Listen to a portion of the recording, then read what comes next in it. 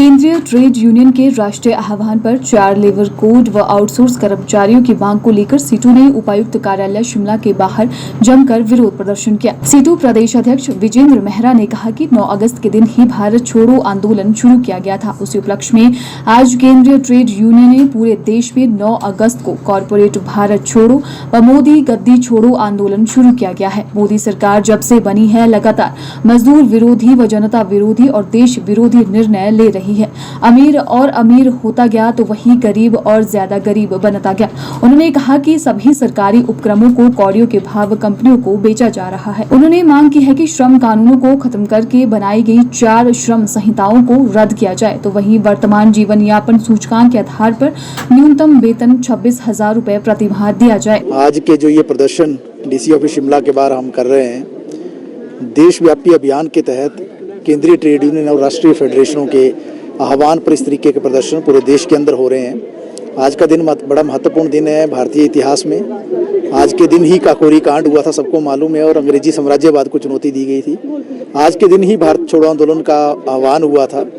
और आज का दिन इसलिए चुना गया है केंद्रीय ट्रेड यूनियन और राष्ट्रीय फेडरेशनों की ओर से कि जिस तरीके की नीतियाँ अंग्रेजों ने ला दी इस देश के अंदर गरीबों के खिलाफ, अमीरों के पक्ष में, उसी तरीके की नीतियाँ जो मोदी सरकार जो इस देश के अंदर लागू करने की कोशिश कर रही है। इसलिए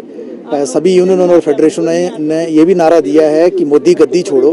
क्योंकि हम देख रहे हैं कि पिछले 9 वर्षों के अंदर जिस तरीके से केंद्र की मोदी सरकार आगे बढ़ी है, अमीर और ज़्यादा अमीर हुआ है, गरीब और ज़्यादा गरीब हुआ है। इस तरीके की नीतियाँ बनाई गई हैं जहाँ पर जो है सब कुछ अमीरों के पक्ष में मोड़ दिया गया है। जो 4 लेबर कोड बनाए गए हैं उससे मजदूर बंधुआ मजदूरी की स्थिति में चले जाएंगे, गुलामी की तरफ बढ़ेंगे, और दूसरी ओर जो है पूंजीपतियों को खुला हाथ मिलेगा। और इसके साथ साथ जिस तरीके से सार्वजनिक उपक्रमों का निजीकरण किया जा रहा है, सबको मालूम है ये सार्वजनिक उपक्रम किसको बेचे जा रहे हैं। ये सार्वजनिक उपक्रम जो है अंबानी, अडानी, बड़े पूंजीपतियों को बेचे जा रहे हैं। पूरी मिली भगत है एक जो दरबारी पूंजी की हिंदुस्तान के अंदर। और इस देश के अंदर जो है एक एक करके, चाहे बैंक है, बीमा है, BSNL है,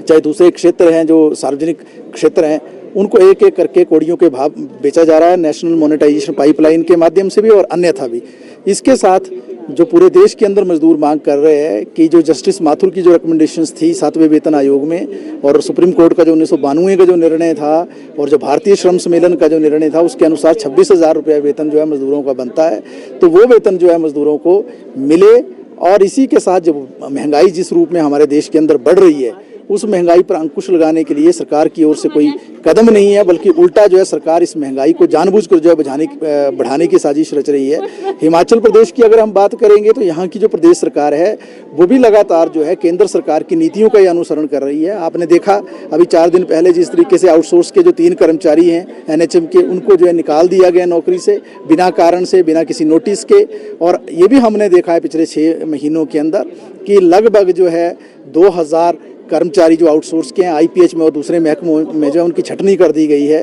तो आउटसोर्स कर्मचारी भी नीति बनाने की मांग को लेकर जो है लगातार लड़ रहे हैं। हम इस प्रदर्शन के माध्यम से आउटसोर्स कर्मचारियों के प्रति भी अपनी एकजुटता प्रकट करते हैं। और हम ये भी कहना चाहते हैं कि बेशक old pension scheme Himachal Pradesh के अंदर लागू हो गई, लेकिन जो कॉरपोरेशनें हैं, जो बोर्ड हैं, जो जहां हम खड़े हैं, उसके साथ ही जो नगर निगम का कार्यालय है, वहां पर जो है आज भी नगर निगम के अंदर जो है OPS की बहाली नहीं हुई है। बिजली बोर्ड के कर्मचारी एक लंबा आंदोलन लड़ रहे हैं। तो इसी तरीके से प्रदेश के अंदर और देश के अंदर जो स्कीम वर्कर्स है, आंगनबाड़ी है, आशा है, मिड डे मील कर्मचारी है, ये सारे जो है अपनी रेगुलराइजेशन की लड़ाई को लेकर भी जो है आंदोलन जो इन्होंने लगातार लड़ा है पिछले कई वर्षों से, लेकिन सरकार जो है इनकी मांगों की ओर कोई ध्यान नहीं देती है। तो कुल मिलाकर जो आज पूरे प्रदेश के अंदर मनरेगा मजदूरों की मांगों को लेकर, जो मनरेगा मजदूरों का जो है रजिस्ट्रेशन जो है रोक दिया गया है, जो निर्माण मजदूरों का, BRO मजदूरों का रजिस्ट्रेशन जो है श्रमिक कल्याण बोर्ड में रोक दिया गया, उस मुद्दे को लेकर, और जो तमाम अन्य मुद्दे जो मैंने गिनाए हैं, उन मुद्दों को लेकर जो है पूरे देश के अंदर और प्रदेश के अंदर जो है